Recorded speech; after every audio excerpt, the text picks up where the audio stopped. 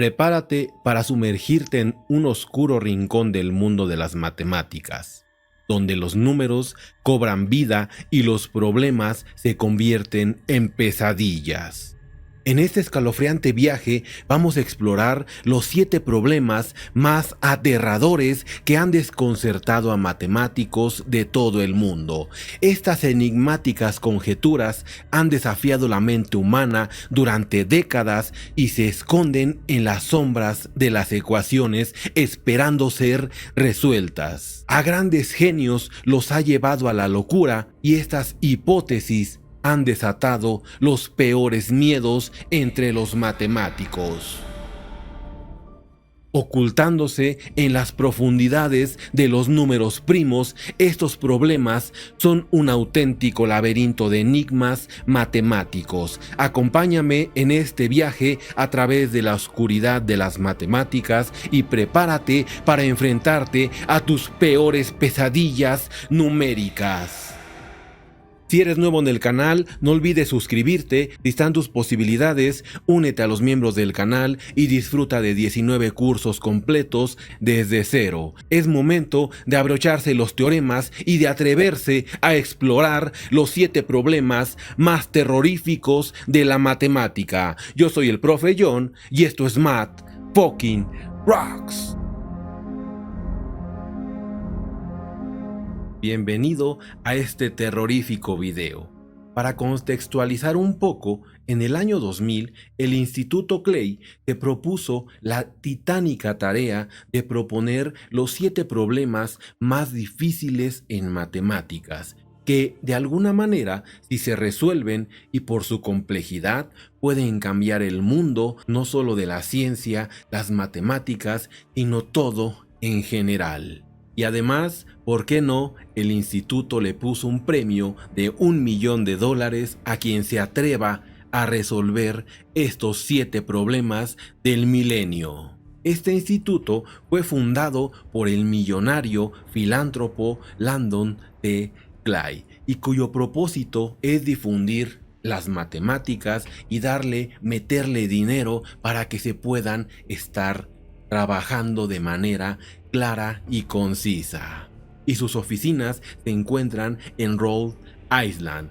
Este video tiene la finalidad de que conozcas y te aterres con los 7 problemas más terroríficos y difíciles que hay en matemáticas. Y si quieres conocer más al respecto, te invito a ver los videos de mi amigo MathsMike, que ha hecho esas pruebas y demostraciones visuales tratando de divulgar cada uno de estos problemas, que al ser los más difíciles en matemáticas es obvio que es muy difícil, que hay personas que necesitan doctorados enteros para tan solo comprender de qué tratan cada uno de estos problemas. Y sin más, vamos a comenzar con estos 7 problemas del milenio. La conjetura de Poincaré. De estos 7 problemas, iniciamos con el problema que ya ha sido resuelto y ya debe llamarse el teorema de Poincaré-Perelman. Un problema con más de 100 años de antigüedad que fue planteado por Henri Poincaré, uno de los genios matemáticos de todos los tiempos. Este problema plantea una idea de la geometría algebraica y la topología. Nos dice que si tenemos un objeto tridimensional, en este caso una esfera homotópica, la podemos transformar a una esfera perfecta con esas transformaciones suaves. Esa es la idea, el teorema de Poincaré-Perelman. Pero ¿qué tiene de terrorífico? La complejidad y la parte abstracta, formal, de cada uno de los problemas que te voy a estar presentando. De hecho, hablar de una esfera homotópica se refiere a cualquier objeto tridimensional que tiene las mismas características topológicas que la esfera que conocemos en R3, una esfera que tiene radio 1. De hecho, son variedades topológicas. Ya tan solo hablar de variedades ya son temas avanzados en matemáticas. Y aquí se trata de que esas esferas homotópicas tienen las mismas propiedades topológicas que esta esfera unitaria. Y la homotopía estudia esas transformaciones suaves, y al hablar de suavidad nos estamos refiriendo a deformaciones continuas, como si tuviéramos una esfera de plastilina y la idea es que esa plastilina y yo la puedo moldear en una esfera completamente perfecta. Y fue hasta 2003 que el ruso matemático leyenda Grigori Perelman pudo demostrar que efectivamente esas esferas homotópicas las podemos representar mediante esas deformaciones continuas, las podemos transformar en una esfera perfecta. Es ahí cuando Perelman sorprende al mundo, el hombre sin miedo, el que pudo y se enfrentó a un problema del milenio y salió victorioso. Cabe recalcar que ese es el único problema que ha sido resuelto en la actualidad. Y ahora te voy a invitar a que dejes de tenerle miedo, pavor y te sientas aterrorizado por las matemáticas. En el canal encontrarás 19 cursos de matemáticas universitarias completamente desde cero para que dejes ese maldito miedo que le tienes a las matemáticas. Si estás en lo muy básico, puedes empezar con el curso de precálculo, después lógica matemática y demostraciones, álgebra lineal, cálculo universitario nivel Harvard, cálculo vectorial, probabilidad estadística, métodos numéricos, y si ya eres avanzado y si eres un conocedor en los temas, puedes llevar cursos avanzados como variable compleja, topología, análisis de señales y sistemas, métodos matemáticos para la física, geometría diferencial, cálculo tensorial y próximamente el curso número 20, álgebra moderna, teoría de anillos, que viene a complementar el curso que ya está disponible de teoría de grupos. En fin, en unos días 20 cursos de matemáticas universitarias que te van a ayudar a que te quites el terror a las matemáticas. Hoy en día más de 2000 personas disfrutan y aprenden conmigo aquí en el canal. Solamente dale unirte y vence tus miedos con esa membresía que cuesta $2 miserables. Te vas a gastar más en el psiquiatra y no se te va a quitar el miedo a las matemáticas. Si están tus posibilidades, únete a los miembros. Y ahora sí continuamos con estos problemas del milenio. La hipótesis de Riemann. En la historia de las matemáticas hay un célebre matemático alemán, Georg Bernhard Riemann. De hecho, la playera que traigo tiene esa función Z de Riemann que se relaciona con esta hipótesis que se convirtió en uno de los problemas más difíciles de todos los tiempos. Todos los ceros no triviales de la función Z de Riemann tienen una parte real igual a un medio. En concreto, eso es lo que dice el que se considera el problema más importante en matemáticas. Vamos a iniciar con la parte histórica, con el problema de Basilea. Se le llama así porque la persona que lo resolvió, Leonhard Euler, era de Basilea. De ahí viene que este problema se llame así. De acuerdo a esta función Z de Riemann, vamos a aterrizarla y llevarla a los números enteros.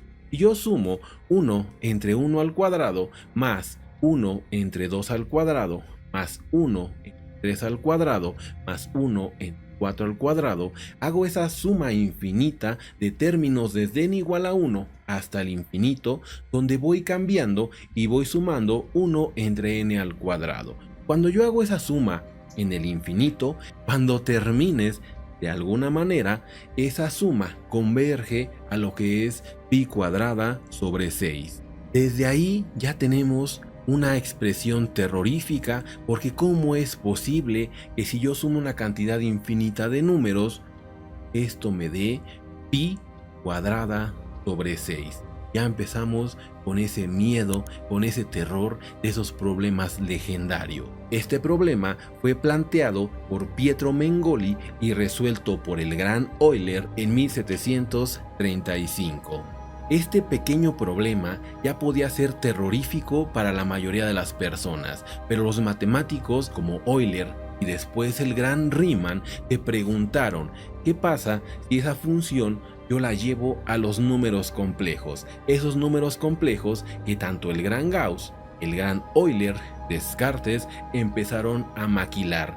esos números que vienen de la expresión cúbica para encontrar las raíces que faltaban de x cúbica igual a -1. Inventaron el número i, que si yo lo elevo al cuadrado me da -1, y así podemos obtener raíces de números negativos.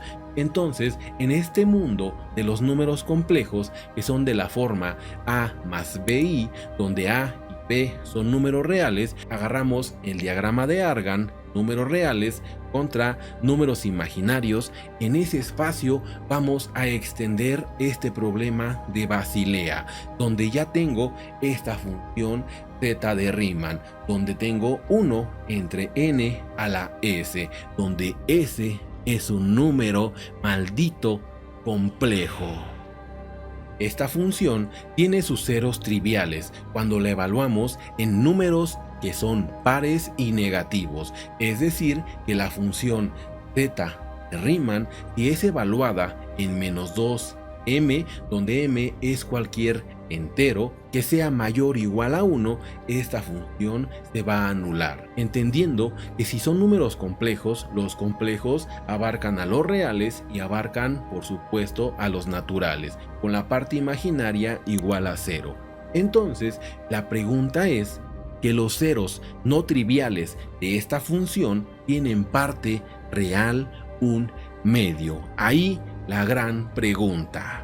La importancia de la función z de Riemann y su hipótesis es que implica cuán grande es la variación de la posición exacta de los números primos. Está relacionada con la función pi, que es la contadora de números primos. ¿Cuántos primos hay antes de un número x? Y diariamente hay un loco que dice que ya resolvió la hipótesis de Riemann, pero a la fecha no tenemos esa respuesta en concreto de uno de los problemas más importantes, porque relaciona la distribución de números primos y la criptografía, y prácticamente toda nuestra vida está respaldada por esa astucia que tienen los números primos de esconderse. Si resolvemos la hipótesis de Riemann y sabemos dónde se encuentran y cómo se distribuyen esos números primos, todas nuestras contraseñas y nuestra vida se va al mismísimo Averno. P versus NP. Este tercer problema del milenio es fascinante. En matemáticas, lo que se busca es clasificar en dos tipos de problemas, los P contra los NP. Dos tipos de problemas que parecen iguales, pero no lo son. Los problemas P son problemas que se pueden resolver rápidamente, como por ejemplo sumar un número, multiplicar un número, dividir un número. Si agarro un conjunto de números, los puedo sumar o los puedo multiplicar. Los problemas NP es donde si tienes una solución, puedes verificarla rápidamente, como encontrar una pieza del rompecabezas faltante. Y aquí tenemos la gran pregunta: si puedo verificar rápidamente una respuesta, ¿es posible que yo también pueda encontrar rápidamente esa respuesta? Esa es la pregunta del milenio. Y si ese conjunto de problemas P fuera igual a los NP, tendría unas implicaciones grandiosas, porque problemas en la vida real, problemas en programación, criptografía, están clasificados como NP. Y si esos fueran iguales a los problemas P, entonces podríamos encontrar las soluciones rápidamente. Y si esos problemas P con los NP no fueran iguales, implicaría que hay problemas que son casi imposibles de encontrarles una solución. Una manera rápida de entender este dilema, un ejemplo de un problema P sería que tengo un conjunto de números que sea finito. Tengo 1000 números y los voy a sumar. El tiempo que voy a tardar en sumar esos números es un tiempo polinomial, es decir, que se puede representar con un polinomio porque simplemente multiplico las operaciones, tengo un número finito. Entonces, si yo te doy una cantidad X de números, los puedes sumar rápidamente. Llegamos a la solución de manera rápida, computable, por así decir. Y ahora, por otro lado, si yo quiero factorizar un número y encontrar los factores primos que descomponen a este número, es más difícil de encontrar esa factorización, Tengo que hacer algoritmos o quizá ni siquiera puedo encontrarlo de manera sencilla y rápida. Pero cuando ya tengo esa factorización, simplemente para comprobar que sea la factorización de este número, los multiplico. De nuevo tenemos un tiempo polinomial y ese tiempo, si es muy grande, lo meto en la computadora, le digo multiplica y me da la solución. Entonces, ese es un problema NP. Tengo una solución y la puedo comprobar rápido. El problema es, en los NP, ¿cómo demonios encuentro esa respuesta?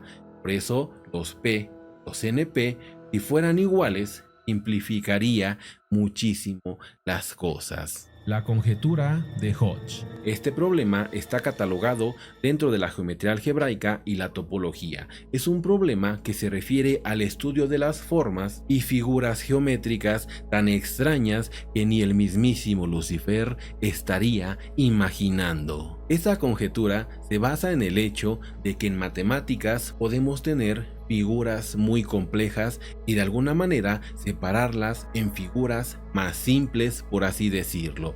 La pregunta es que si yo, a la hora que puedo tener una figura compleja, la desmantelo como si fuera un rompecabezas, ahora si yo tengo las piezas de ese rompecabezas, las puedo volver a unir y formar esa figura compleja. Esa es la conjetura de Hodge. En términos matemáticos, por supuesto, es increíblemente complicada. Tiene implicaciones en física teórica, en topología, porque resolverla nos ayudaría a entender esas formas en topología, esas figuras geométricas, la caracterización de las mismas y cómo yo puedo partir de esas pequeñas piezas y reconstruir figuras más complejas.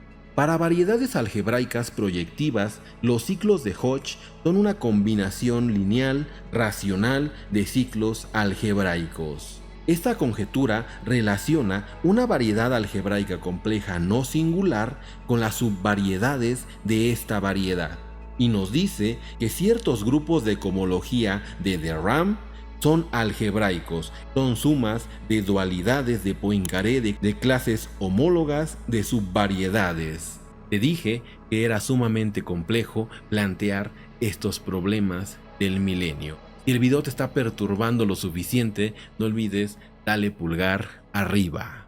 Las ecuaciones de Navier-Stokes. Vamos con un concepto fundamental de la mecánica de fluidos. Aquí tenemos las reglas que rigen esos fluidos. Las ecuaciones de Navier-Stokes son un conjunto de ecuaciones diferenciales parciales que describen cómo se mueven los fluidos como el aire, agua, es decir, cómo fluyen estos fluidos.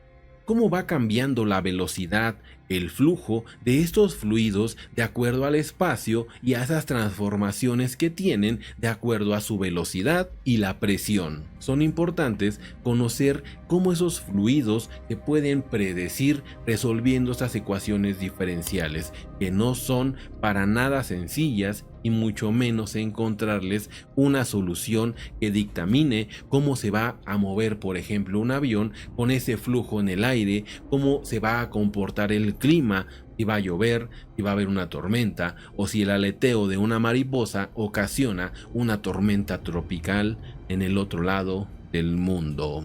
Son ecuaciones diferenciales extremadamente complejas y encontrarles una solución sería el santo grial de la mecánica de fluidos, porque estaríamos descifrando las reglas del juego de todo este mundo de la mecánica de fluido.